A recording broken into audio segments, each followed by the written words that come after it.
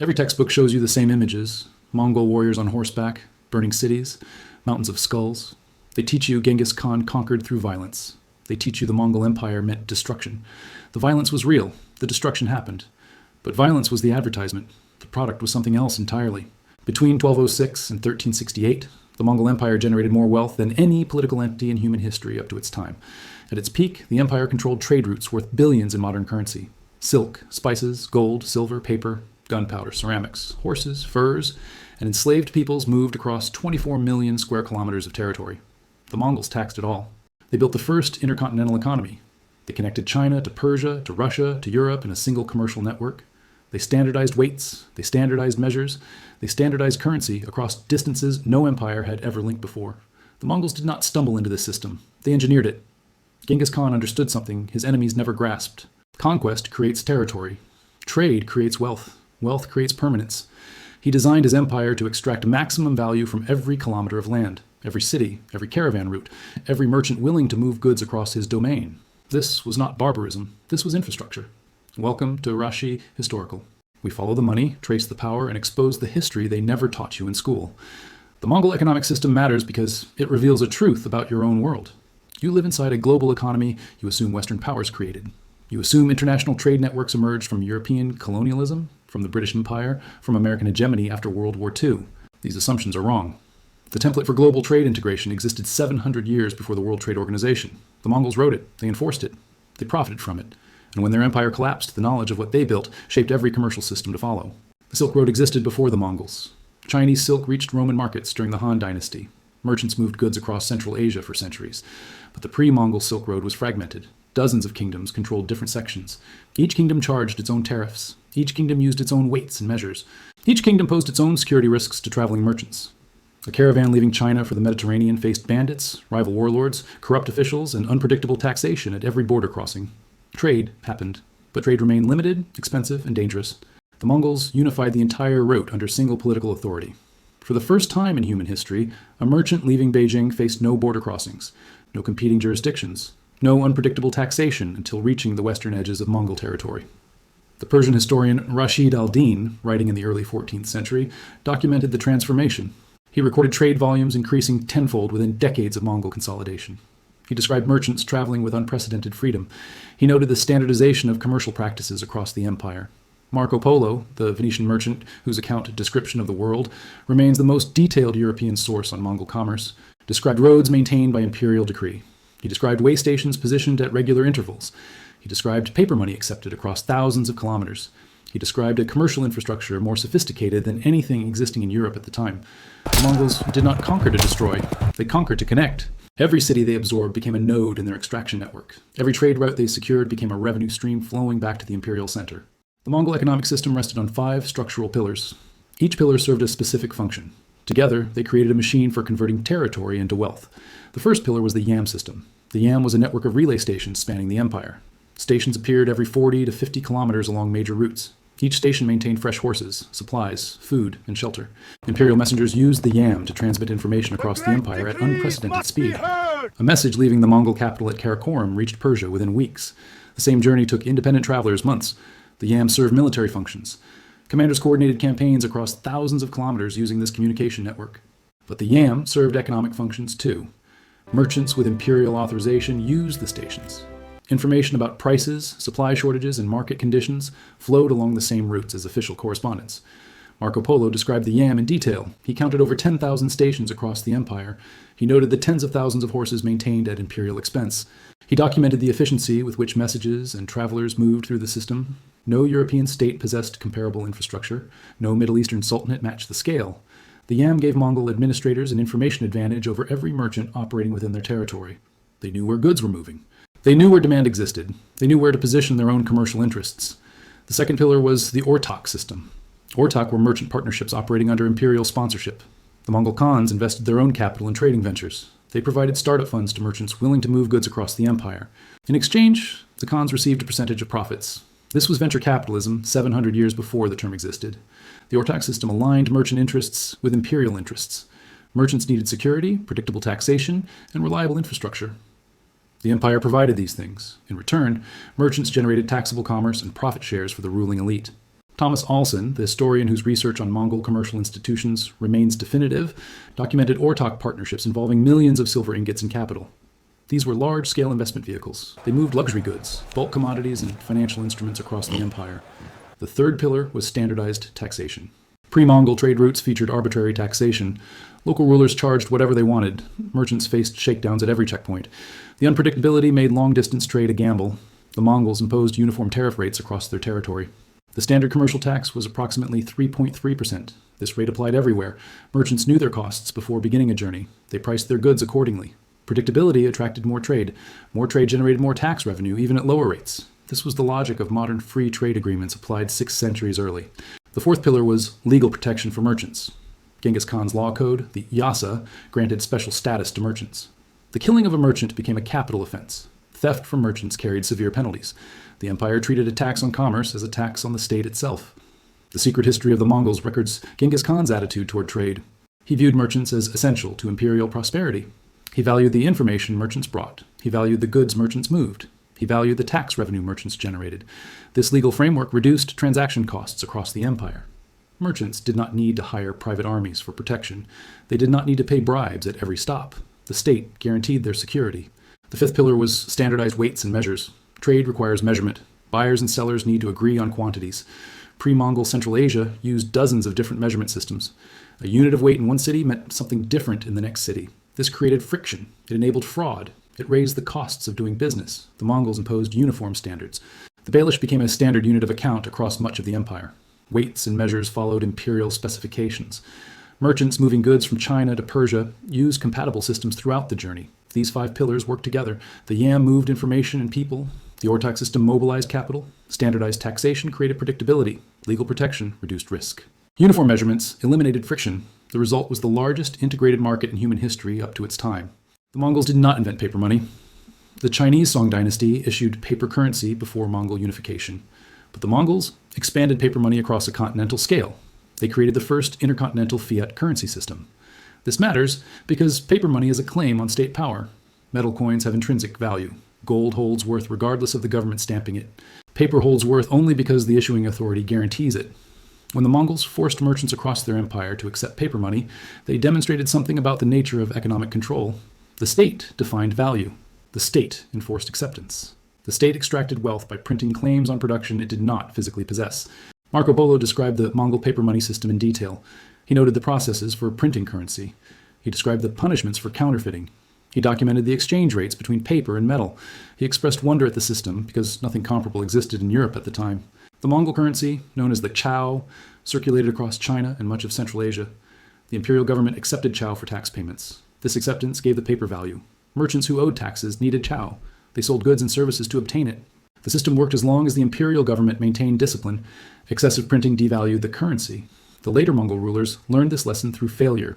Inflation undermined the cow in the final decades of Mongol rule over China. But for over a century, the paper money system facilitated trade on a scale metal currency alone could not support. Paper money created what economists call liquidity. Merchants did not need to transport heavy metal coins across thousands of kilometers. They carried lighter paper. They converted paper to goods. They converted goods to paper. The efficiency gains were enormous. The Mongol paper money system also demonstrated the extractive potential of fiat currency. The imperial government printed paper. It exchanged paper for real goods. It used those goods to fund military campaigns, administrative costs, and elite consumption. The printing press became a tax on everyone holding the currency. Modern governments use the same mechanism. When central banks print money, they dilute the value of currency already in circulation. Your savings lose purchasing power. The entity controlling the printing captures real resources in exchange for paper claims. The Mongols understood this dynamic centuries before modern monetary theory existed. The integration of paper money with the yam, the Ortok partnerships, and the standardized taxation system created a sophisticated financial infrastructure. Merchants deposited metal currency at one end of the empire. They received paper certificates. They redeemed those certificates at the other end of the empire. This proto-banking system reduced the risks of transporting precious metals across bandit-prone territories. The Mongols created the template. Later empires refined it. But the basic insight remained constant. Control of money is control of economic activity. The entity printing currency extracts value from everyone using it. Trade moved goods. Trade also moved ideas. The Mongol Empire presided over one of the largest technology transfers in human history. Techniques developed in China reached Persia and Europe. Innovations from the Islamic world reached East Asia. The unified political space allowed knowledge to flow with unprecedented freedom. 4 technologies define the Mongol transfer period. Each reshaped the civilizations receiving it. Gunpowder moved west. The Chinese invented gunpowder during the Tang dynasty. They used it for fireworks, signals, and primitive weapons. The Song dynasty developed more sophisticated military applications. Under Mongol rule, gunpowder technology spread across the empire. Mongol armies incorporated Chinese siege engineers. Those engineers brought their knowledge westward. By the 14th century, gunpowder weapons appeared in Middle Eastern and European arsenals. The transformation of warfare followed. Castles became vulnerable. Armored knights became vulnerable. The political structures built around stone walls and mounted aristocracies collapsed over the following centuries. Gunpowder created the conditions for centralized nation-states capable of funding mass armies equipped with firearms. Printing technology moved west. Woodblock printing existed in China for centuries before the Mongols. The technology spread along Mongol trade routes. It reached the Islamic world. It reached Europe. Johannes Gutenberg developed movable type in the 1450s, roughly a century after the Mongol Empire's collapse. But the concept of mechanical text reproduction had crossed Eurasia during the Mongol period. The knowledge infrastructure was in place. Printing transformed European society. It enabled the Protestant Reformation. It accelerated scientific development. It created the conditions for mass literacy. The technology arrived in Europe through channels the Mongols opened. Papermaking techniques improved and spread. The Islamic world had learned papermaking from Chinese prisoners captured at the Battle of Talas in 751, but the Mongol period accelerated the diffusion. Standardized paper production appeared across the empire. The cheaper, more available paper facilitated record-keeping, correspondence, and administration. Medical and astronomical knowledge crossed boundaries. Persian astronomers worked at the Mongol court. Chinese medical practitioners served Mongol elites. Indian mathematical concepts moved through the trade networks. The Mongol Empire became a clearinghouse for intellectual traditions from across the known world. Rashid al-Din, the Persian historian who served the Mongol Ilkhanate, compiled a world history drawing on sources from China, India, Europe, and the Islamic world. His work represented an intellectual synthesis impossible before Mongol unification. The empire created a shared space where scholars from different traditions encountered each other. This information transfer had economic consequences. Techniques for textile production spread. Agricultural innovations moved between regions. Metallurgical knowledge diffused across the empire. Each transfer created economic opportunities. Regions acquired productive capabilities they had lacked before. The Mongol Empire functioned as a technology accelerator. It compressed into decades a diffusion process requiring centuries and fragmented political conditions. The Mongol Empire did not last. No empire does. By the mid-14th century, the unified structure had fragmented into competing successor states. The Yuan dynasty in China faced rebellions. The Ilkhanate in Persia had dissolved. The Golden Horde controlling Russia had split into rival factions. The Chagatai Khanate in Central Asia had fractured. The Black Death accelerated the collapse. The plague spread along Mongol trade routes. The same connectivity facilitating commerce facilitated epidemics. Infected rodents and fleas traveled with caravans. The disease reached Europe in 1347, killing between 30 and 60% of the population. The plague demonstrated the danger of integration. Connected systems transmit shocks. A pandemic in Central Asia became a pandemic everywhere the trade networks reached. The collapse of Mongol authority fragmented the Eurasian trade system. The unified tariff structure disappeared. The yam system fell into disrepair. Security along trade routes deteriorated. The costs of moving goods across Eurasia increased. European merchants faced a problem. The luxury goods they imported from Asia now cost more. The overland routes had become dangerous and expensive. Alternative routes became attractive. This was the context for European maritime expansion. Christopher Columbus sailed west in 1492, seeking a route to Asian markets. Vasco da Gama rounded Africa in 1498 for the same purpose. The Portuguese established trading posts along the Indian Ocean littoral. The Spanish colonized the Americas, seeking gold and silver to trade for Asian goods. The European age of exploration was a response to Mongol collapse. The fragmentation of overland trade routes pushed European merchants toward oceanic alternatives. The maritime empires of the early modern period emerged from the vacuum the Mongols left behind. The Mongol inheritance shaped these new systems in specific ways. First, the Mongol period demonstrated the profitability of integrated long-distance trade. European powers knew what was possible. They sought to recreate the connectivity the Mongols had provided, using different means. Second, the techniques of commercial organization developed under Mongol rule influenced later practice. Joint stock companies like the Dutch East India Company resembled Ortok partnerships in their structure. The practice of combining investor capital for trading ventures had Mongol precedents. Third, the technologies transferred during the Mongol period equipped Europeans for maritime expansion. Gunpowder gave them weapons to dominate indigenous populations. Printing spread the navigational knowledge necessary for oceanic voyages. Paper facilitated the record-keeping complex trading operations required. Fourth, the diseases circulating along Mongol routes provided Europeans with biological advantages. Populations exposed to Eurasian pathogens developed resistances. When Europeans reached the Americas, they carried diseases isolated populations had never encountered. The resulting epidemics killed millions and facilitated colonial conquest. The Mongol Empire created the conditions for European global dominance. The Mongols did not intend this outcome. They did not survive to benefit from it. But the systems they built, the technologies they transferred, and the knowledge they circulated shaped everything following. You live inside systems the Mongols pioneered. The global economy surrounding you operates on principles Genghis Khan's administrators understood. Trade integration creates wealth. Standardization reduces friction. Infrastructure investment generates returns. Legal protection for commercial activity encourages more commercial activity. Control of currency provides leverage over everyone using it. Modern economists describe these principles using technical vocabulary. They build mathematical models. They publish in academic journals. They advise governments and central banks. The Mongols lacked the vocabulary. They lacked the mathematical models. They possessed something more useful. They possessed the political will to implement trade integration across the largest contiguous empire in history. Consider the parallels. The YAM system provided rapid communication across the Mongol Empire. The internet provides rapid communication across the modern world. Both systems accelerate economic activity. Both systems create information advantages for those controlling them. Both systems integrate previously separate markets into unified spaces. The Ortak partnerships mobilize capital for long-distance trade. Venture capital firms, private equity funds, and international investment banks serve comparable functions today. They pool investor money, they deploy it across borders, they take percentage cuts of the profits generated. The standardized Mongol tariff structure reduced transaction costs. The World Trade Organization, bilateral trade agreements, and regional trading blocs serve the same purpose. They create predictable rules for commerce across national boundaries. They reduce the friction impeding international exchange. The Mongol legal protections for merchants reduced commercial risk. International commercial law, arbitration systems, and bilateral investment treaties do the same. They provide legal frameworks for resolving disputes across jurisdictions. They create confidence for investors and traders operating outside their home territories. The Mongol paper money system allowed imperial authorities to extract wealth through currency issuance. Modern central banks hold the same power. When the Federal Reserve expands the money supply, it dilutes the value of every dollar you hold. The mechanism is identical to the cow system 8 centuries ago. The differences between the Mongol system and your system are differences of scale and technology. The underlying principles remain constant. Power flows to entities controlling choke points in commercial networks. Wealth accumulates where transaction flows concentrate. Standardization benefits those setting the standards. Currency issuers extract value from currency users. Janet Abu-Lughod's research on medieval world trade systems demonstrated a crucial point. The European-dominated global economy emerging after 1500 was not the first global economy. It was the second.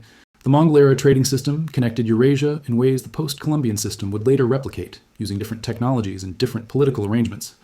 The assumption of Western primacy in creating global trade networks is false.